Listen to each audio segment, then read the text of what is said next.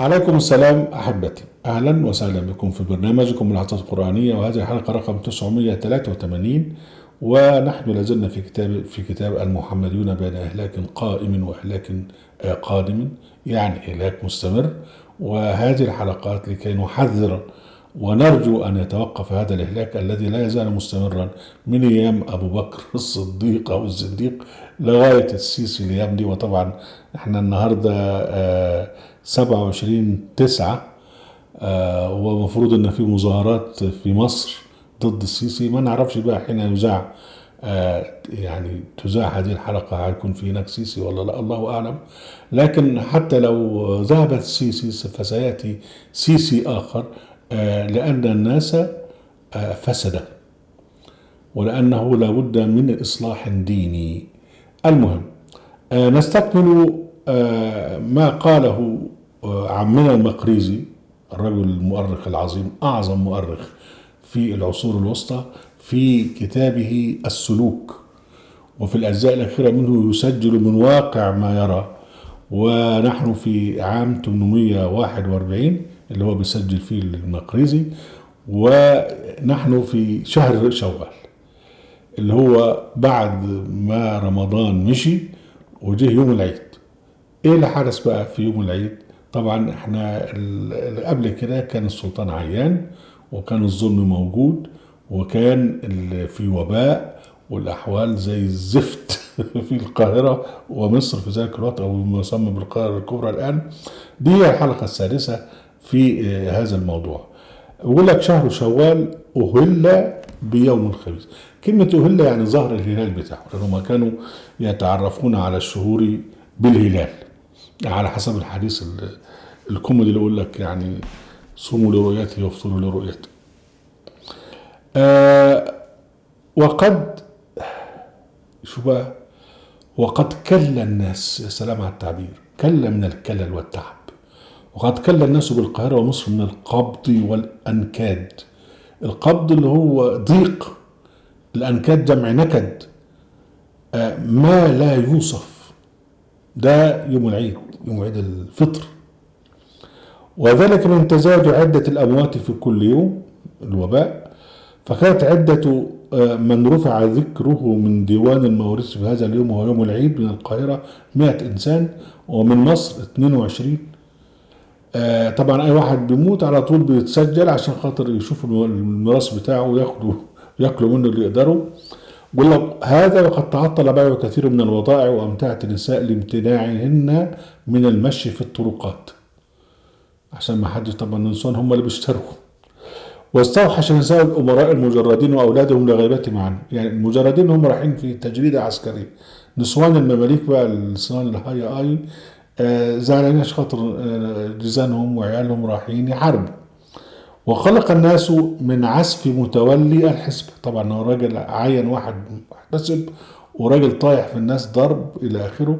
وخلق الناس من عزف متولي الحسبة وشدة بطشه، وأيضا من كثرة ما داخل الناس من الوهم، خوفا على أولادهم وخدمهم من الموت الوحي، يعني السريع، بالطاعون.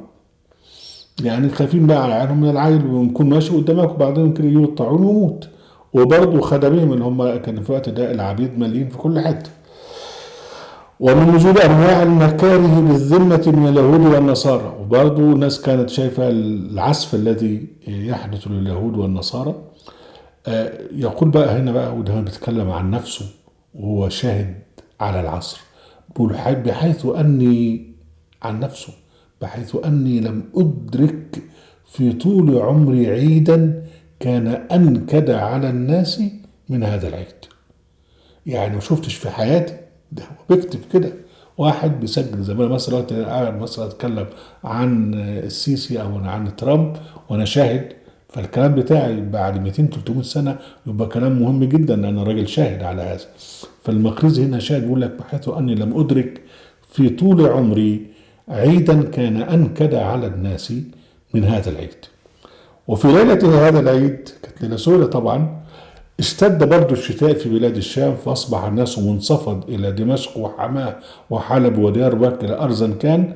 وقد صقعت أشجارهم يعني أصابها الصقيع بحيث لم يبقى عليها ورقة خضراء إلا اسودت ما عدا شجر الصفصاف والجوز، فتلف الباقلاء المزروعة والشعير والبيهقاء والأليون وعامة الخضروات، فزادهم ذلك بلاء على بلائهم بكثرة الموتان يعني كثرة الموت الفاشي في الناس طاعون طبعا.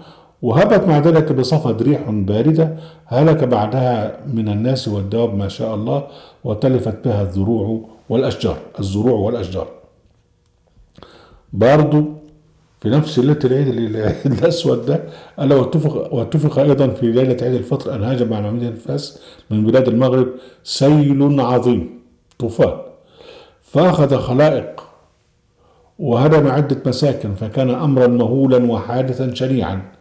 وفي رابع شوال قدم الأمراء المجردون من حلب، التجريدة المملوكية العسكرية جت من حلب رجعت، وفيه خلع السلطان يعني وظف على الأمير السنبالغ الطياري، واستقر حاجم يسار عوض عن كذا، فأراق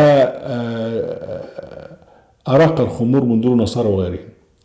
في يوم الثلاث 6 شوال في يوم الثلاثاء سادسه، خلي بالك من الخبر ده بقى عشان خاطر يقول لك ابن حجر العسقلاني أمير المؤمنين في الحديث، عشان خاطر بقى عامل بقى فتح الباري في شرح صحيح البخاري الإله بتاعهم. الراجل ده كان فاسد جدا وكان بيتولى القضاء برشوة. فهنا يقول لك في يوم الثلاث طبعا ده راجل المقريزي عمال بيأرخ اللي بيحدث. خلع على الإمام الحافظ شهاب الدين أبي الفضل أسد بن علي بن حجر، وأعيد إلى القضاء الشافعية بمصر. يعني كان قاضي وبعدين طرد، وبعدين جابوا تاني الأشرف بن رسوان. طبعا الأشرف بن رسوان راجل من أفسد الناس، فاللي يكون قاضي عنده لابد يكون فاسد زيه، فهو كان بيعينه بفلوس ويشيله، وبعدين بعد كده يجيب واحد تاني برضه بفلوس، وبعدين يعيد اللي كذا. شغلة اللعبة دي طبعا أنا كل التولية والعزل معناها فلوس السلطان، وبعدين لما يتولى القاضي لازم يجيب الفلوس دي من الناس، بس يعني بالظلم في الحكم. فما هو هيجيب فلوس منين؟ فشيء طبيعي إذا كان بيدفع للسلطان $1000 أو 1000 دينار يبقى لابد إن هو يجيبهم 10000 دينار من الناس.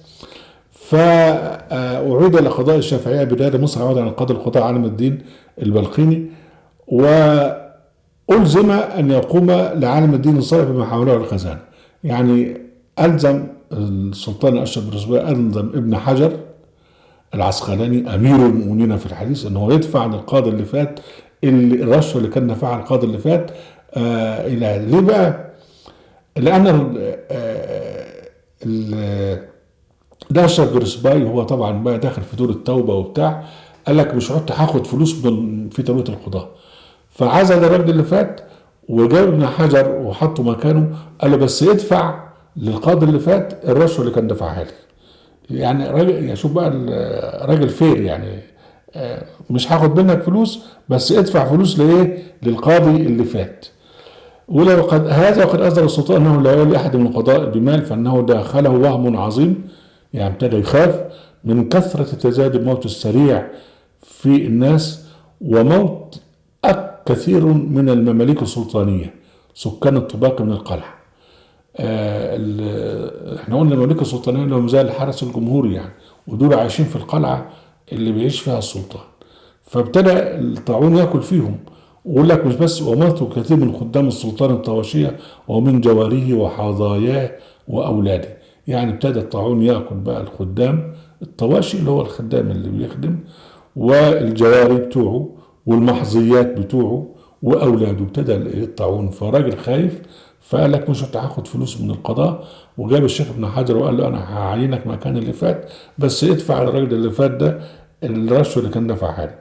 بل اكتر من كده بقى، هو راجل الاشرف بن رسوان ده كان راجل جلده، كان راجل بخيل جدا ومحتكر بقى للتجارة الشرقية وأمواله كتير إلى آخره، لكن ابتدى جاته نوبة من أنواع الكرم، ففرق مالا في الفقراء.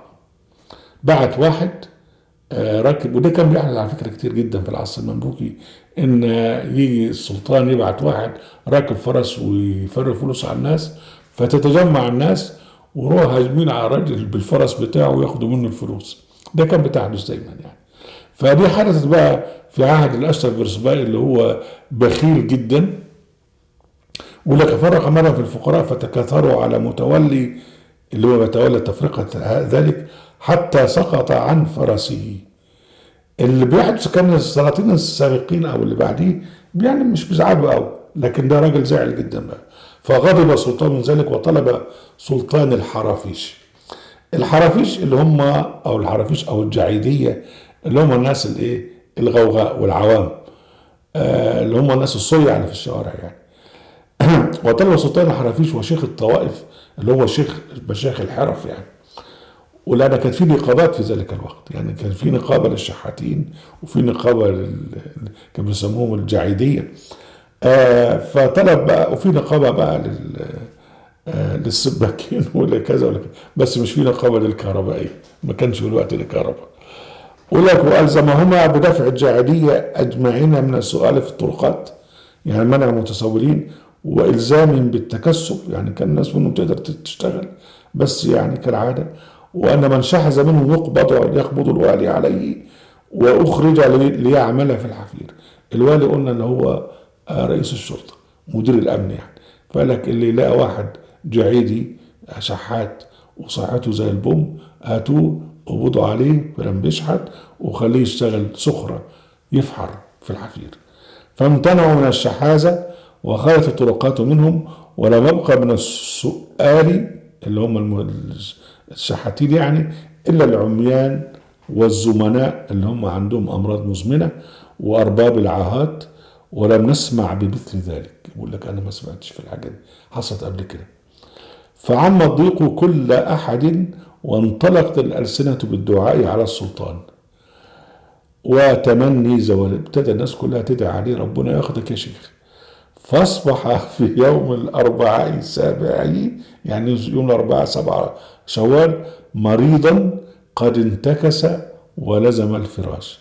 يعني كان قبل كده جاته شوية صحوة كده، فلما الناس دعت عليه يعني انتكس ولزم الفراش. وفي هذه الأيام اشتد البلاء بأهل الذمة من اليهود والنصارى، وألزمهم الذي ولي أمر مواريثهم أن يعملوا له حساب من مات منهم من أول هذه الدولة الأشرفية وإلى يوم ولايته. الراجل الحقير ده اللي هو الفاسد ده طلب من الجماعة اليهود والنصارى اعملوا لي سجل بكل اللي مات من أول ما تولى الأشرف بورسباي لغاية دلوقتي، ويبتدي يحصر التركة ويبتدي ياخد منها اللي هو عايزه. ويقول لك وأخرق بهم وأهانهم. أخرق بهم يعني ضربهم وأهانهم، وألزمهم أن يوقفوه على مستنداتهم في الأملاك التي بأيديهم. وأنت معاك الملكية، أنت البيت ده بيتك، فين المستند إلى آخره. فكثرت الشناعة عليه وساءت القالة في الدولة. ابتدى الناس يشنعوا عليه ويشتموه ويتكلموا في الدولة. واتفق مع ذلك حوادث مؤلمة. خلي بالكم برضو الكلام ده مهم جدا، لأن احنا بنتكلم عن واحد مؤرخ عاش بينقل ما يحدث. واتفق مع ذلك حوادث مؤلمة، منها أن امرأة مات ولدها بالطاعون ولم يكن لها سوى، فلما غسل وكفن وأخرج به ليوضع في التابوت ليدفن في الصحراء، أرادت أمه أن تخرج وراء جنازته فمنعت من ذلك، لأن السلطان رسم يعني قرر ألا تخرج امرأة من منزلها، عايز تمشي وراء ابنها هو بيدفنوه، فمنعوها لأن ممنوع أن واحد تطلع في الشارع على حسب القرارات السابقة. فشق عليها منعها من تشييع جنازة ولدها، وألقت بنفسها من أعلى الدار إلى الأرض فماتت، انتحرت. وحاجة تانية برضه مؤلمة جدا، وطبعا ده المقريزي بينقل ما يحدث في الواقع. وخرجت امرأة أخرى من دارها لأمر مهم طرأ لها، فصادفها دولة خجا متولي الحسبة. دولة خجا ده الحسبة ده اللي هو أي واحد تطلع يمسكها، وراجل شديد جدا وعنيف جدا. ف شافها من سوء حظها دولت خليها وهي ماشية. فأمر صاح بأعوانه بأن يأتوه بها ليضربها. هو اللي هيضربها، هو مش الأعوان بتوعه. فما هو اللي انقبضوا عليها. فما لما قبضوا يقول لك إذ ذهب عقلها وسقطت مغشيا عليها من شدة الخوف، فشفع فيها بعض من حضر ألا يعاقبها، فتركها وانصرف عنها، فحملت إلى دارها وقد اختلت وفسد عقلها، فمرضت وماتت. لا إله إلا أنت سبحانك. لا تعليق. أهلا وسهلا بكم أحبتي برنامجكم العزة القرآنية وفي قناة أهل القرآن وفي موقع أهل القرآن. لا تنسوا المشاركة بشير ولايك، وعليكم السلام.